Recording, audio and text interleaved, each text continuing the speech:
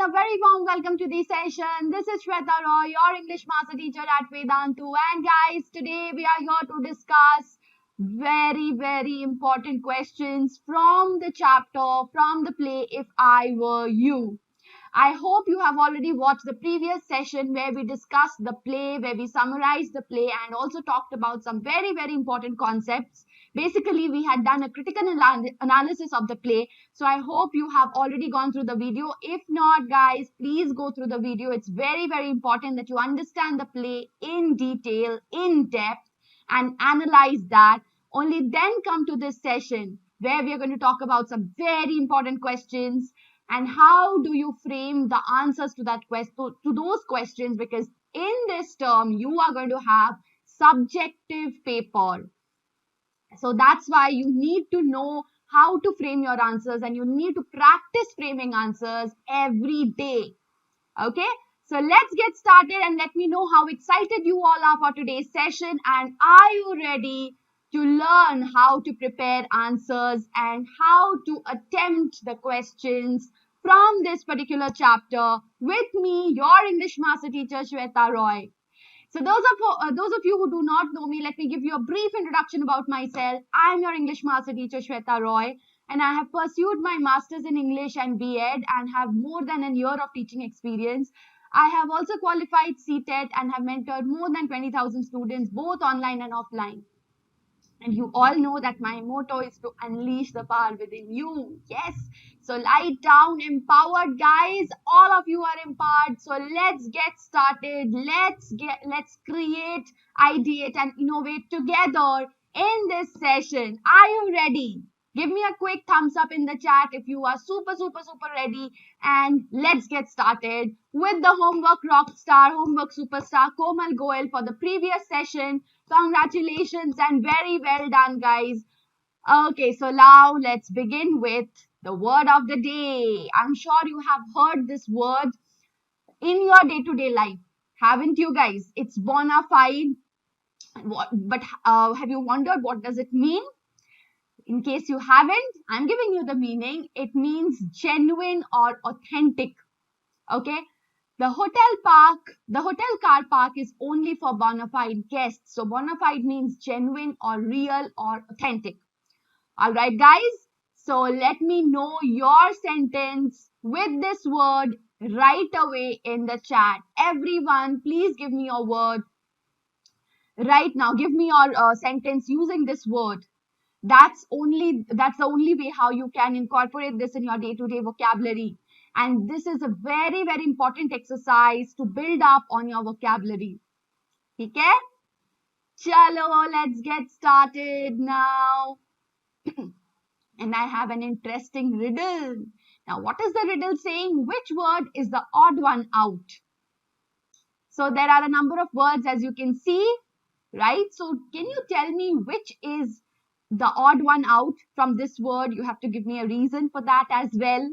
So let me know in the comment section your answers to this riddle, and please stay tuned.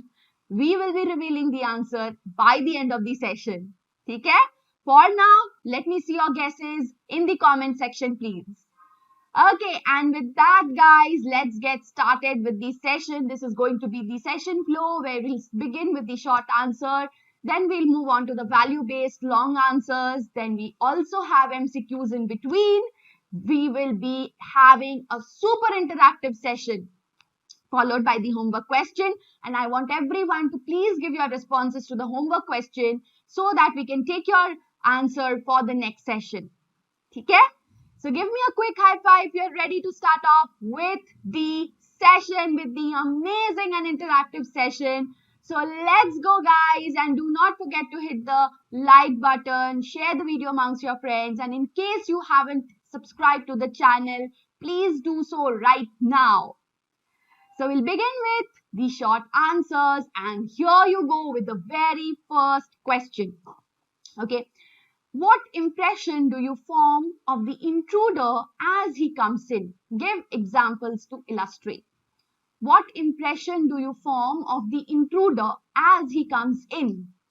And you also have to give examples. This can also be asked as a character sketch for long questions. So when you are answering the character sketch, you can also take points from this particular question. Okay, so it is going to serve both purposes. Okay, have you guys mentioned your answers and the points in the chat? Yes or no, guys? Please mention your points, your inputs in the chat. Okay, let's get started with the answer. The intruder is similar in build to Gerard. Okay, he enters from the right silently and he has a revolver in his hand. He is flashily dressed in an overcoat. So first you have to begin with whenever you talk about any character based question, you have to begin with the physical appearance, right? He seems to be a dangerous person because he's carrying a pistol and he also threatens Gerard. He claims that he claims to have killed a cop. Okay. He's mean, heartless, and crafty. Yes, obviously he's mean and heartless because he attempts to kill Gerard. Obviously, he's a criminal, right? And and what is his plan? To assume Gerard's identity so that he could evade the police. He's overconfident because he claims that Gerard is no match for him. Okay. So the moment he comes in, you have to just give your impression you have to just give your answer based on the first impression that you get the moment he comes in. So these are the points that you can incorporate. If you have any additional points, please let me know in the chat or in the comment section. We would be adding those points too. Okay, so next is going to be an MCQ for all of you. How did Gerard behave to see the intruder with a revolver in his hand? Very, very simple. He started crying, he remained calm, he was nervous, or he fainted. Very simple, guys. What do you think would be the answer? Please let me know in the chat, everyone. Okay, let's check the answer in 3, 2, 1. Yes, he remained calm. And with his calm and cool nature, since he did not panic, since he remained calm and composed, that is how he was able to work out the solution of this problem in his mind, and he outwitted the intruder. Okay. All right. The next short question is, bring out the contrast between the intruder and Gerard. This is also a very, very important question, guys. Let me see your answers in the chat. Some points. I'm giving you time. Please let me know in the chat. Come on, guys. Put down your answers, everyone. Okay, I hope you have at least given 1 or 2 points. Yes or no? Everyone? Yes? Have you guys given your answers in the chat? Can we check? Okay, let's match with your answer and verify. So the intruder is flashy, coarse, crude, boastful. Boastful is proud, and an irritable egoist. He is overconfident and he thinks that he is smart. But on the other hand, Gerard is just the opposite. He's pleasant. Okay, he's cool-headed, cultured, witty, and intelligent. Despite all this, he is a modest and humble person. So all of these are the qualities of Gerard, but he's never boastful of his qualities. He's never proud. Rather, he's humble, right? Although Gerard does not brag, he proves to be much smarter and more intelligent than the intruder and is finally able to outwit him. Okay? So guys, that was the answer. Now, since this is a short question, we would just have 4 to 5 sentences, not more than that. If this could also come as a 4-mark question, then you have to give more examples to just elaborate on it and a detailed answer, right?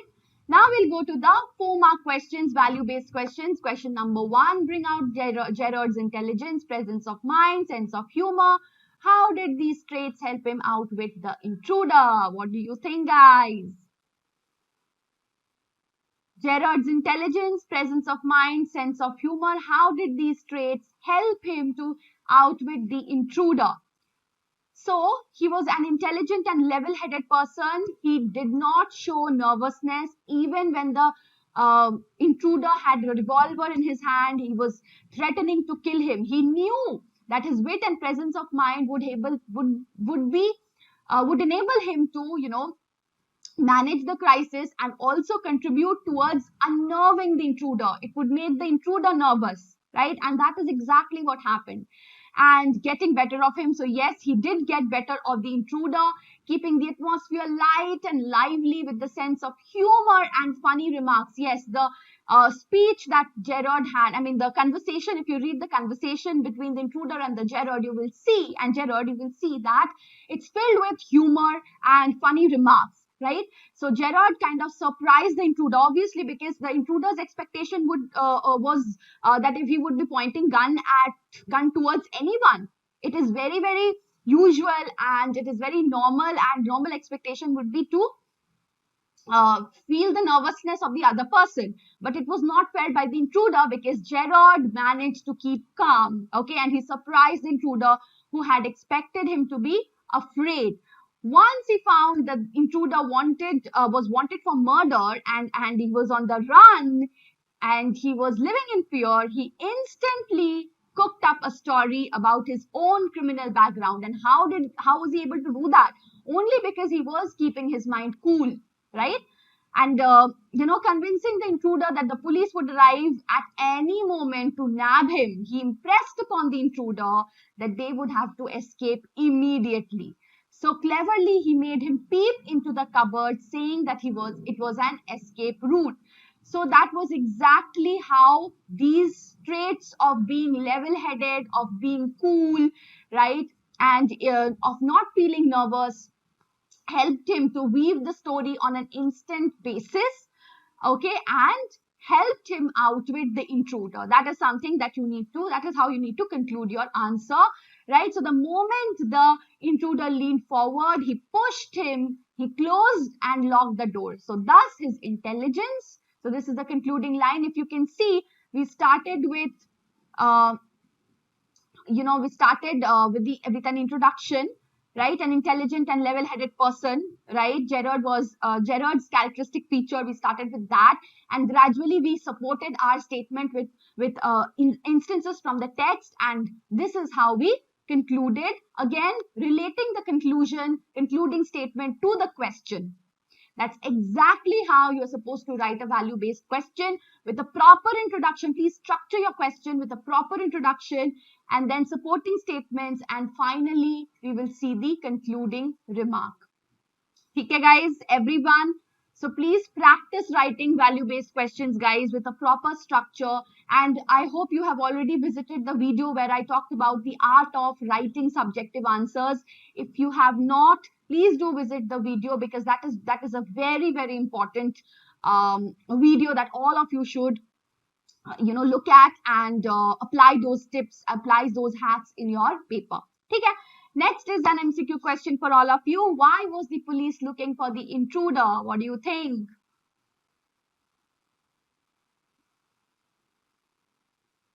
Okay, let me see. What have you got for the answer to this question? Yes, he committed a murder. That was the reason why the police was looking for the intruder. Next question is, the intruder's plan was clever but not feasible. So now we come to the intruder's characteristic feature here. Do you agree? So his plan was obviously to, first of all, you have to talk about the plan. What exactly was the plan of the intruder? You know that it was to kill Gerard and assume his identity, right? So it appeared to be a very clever one. However, the execution of the plan, that was not at all feasible. In the first place, if Gerard had been killed, the disposal of his body, who would be taking care of that, right? So that would have been problematic. And there had been chances that the crime would have been detected and he would have been caught. If by chance he would have still managed to deal with this part of the drama, then there would have been suspicions in the minds of his theatrical clients, because obviously Gerard was connected with theatre. He was a theatre person. So his theatrical people, they would definitely try to connect with Gerard. If they could not, then they would definitely suspect. So they would have, in that case, they would have sought help from the police, right? And the intruder have been arrested. So the plan of the intruder, however perfect it might have seemed to the intruder, it was not, the execution of it was not at all a feasible one. Theatrically, it might have appeared a simple and foolproof plan, but it was very complicated in reality, right? And it needed to be carried out flawlessly. But of course, that flawless was again a question mark, right? Last question for today, guys. Gerard says, in most melodramas, the villain is foolish enough to delay his killing long enough to be frustrated. Does this statement holds good for the play if I were you? Very, very, very important question. Okay, you can expect these kinds of questions in your paper as well. So let us see how can we attempt this question. So we'll begin, as I told you, to structure your answers properly, beginning with a proper introduction related to the question. Then we have to move on and give the supporting statements, giving examples from the text. And finally, we'll write a proper concluding statement, again related to the question, right? So let us see how to attempt this kind of question, guys. In most melodramas, the playwright wants to make the hero successful, right? So yes, if you I'm sure you must have seen a lot of melodramas, serials, movies, etc. So you must have seen that the playwright or or whoever the director is tries to make the hero successful, and the villain in the play wants to kill the hero, but he's presented as someone. So the villain, obviously, the villain at last, what happens in typical Bollywood movies? All's well that ends well, right? So yes, that is exactly what happens. It's like a fairy tale ending, typical Bollywood movies, right? That is how they end. So the villain is ultimately, presented as someone who is foolish. He goes on delaying the killing for one reason or the other. I'm sure you must have seen this and experienced this. You watch it every day, right? In the end, his plans are frustrated, and finally, the hero is able to get better of him. The same thing holds good for this play. In this play, the villain is the intruder. He resembles Gerard, right? So he wants to kill him and take his name. He has gathered a lot of information, tries to make a foolproof plan, right? But he does not know that Gerard is a theatrical person, a stage actor. He can act well. And Gerard poses to be pleasing on seeing the intruder. He never gets nervous. He is absolutely not shaken, but he is very, very calm, cool, and rather pleasing, right? And he talks to him in a very tactful way, a very witty way. He makes the intruder talk about himself. He makes the intruder reveal information about himself, and thus he goes on delaying the killing. This gives Gerard enough plan. So the intruder keeps on postponing the delaying because of the conversation that Gerard tries to strike to him, right? And then he goes on delaying the killing, and that is how Gerard gets ample time to think about the plan, to cook a story in his mind, and at the end, the intruder's plan of killing Gerard is not only frustrated, but he's also captured in a cupboard, right? So this is how, you can add a concluding line related to the question, saying that this is how this statement that in most melodramas, the villain finally is who tries to delay his killing is frustrated. This also holds good for this particular play. If I were you, you can also cross-refer to, I told you another story, that is The Midnight Visitor from grade 10. So you can also cross-refer just in the concluding sentence to that particular story. It would definitely add up to your, answer, right? So I'm again writing here, cross-refer to The Midnight Visitor. This will definitely add up to your answer because most of the students would not do so. So if you do this, you're going to get bonus, right? So please do that. Okay, so guys, I hope you did enjoy the session and you have understood how to make your answers better, right? How to beautify your answer, how to present your answer. So in case you want to practice with us, yes, guys, the link is there in the description box and pinned comment. You just need to click on the link in the description box and use the coupon code SWRE Pro. And this is, guys, these are the two plans that we have currently, light and classic. The light plan is now very, very cost friendly, guys. It's just 2025 and you can give a trial of 15 days as well. This is the price for that. And in case you want to take the classic using the coupon code, again, SWRE Pro, that's the coupon code, is going to give you this plan only at 2250. And in this plan, you have an additional doubt solving feature where you can solve all your doubts pre and post your sessions right from 8 a.m. to 11 p.m. So that is going to be very, very beneficial. And if you remember, guys, before ending, we would be revealing the answer to the riddle. I hope everyone has answered in the comment section the answer to the riddle. So let's check out whether you have answered it correctly.